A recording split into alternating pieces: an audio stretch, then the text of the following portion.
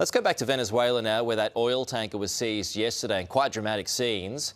The White House confirmed this morning that ship was headed to Iran. The oil now staying with the US. Joining us live is retired Marine Corps Colonel and the Senior Advisor at the Centre for Strategic and International Studies, Mark Cancian. Mark, good to see you this morning. So what are your thoughts on that seizure? It was pretty swift stuff. Well, the seizure is a routine military operation. The Coast Guard and the Navy and Special Operations practices routinely. They execute these kinds of operations routinely. This is a bread and butter operation for the Coast Guard.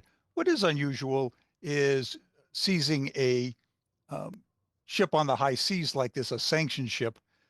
The Trump administration did this once in their first administration, but this is the first time in the second administration. How common is the flow of oil between Venezuela and Iran? Well, most of the oil from Venezuela actually goes to China. There are bits that go to Iran and other places, but Iran has its own sources of oil. So this shipment is a little unusual. Okay. Is this like the next step towards eventual land strikes in Venezuela? It's possible. This is certainly an escalation, and we've been seeing these escalations over time. The Ford Carrier Group came in. There were flybys by bombers and by F-18s just a couple of days ago. This is the next step on that escalation. What's interesting to watch, what we'll all be watching for, is whether there's another seizure.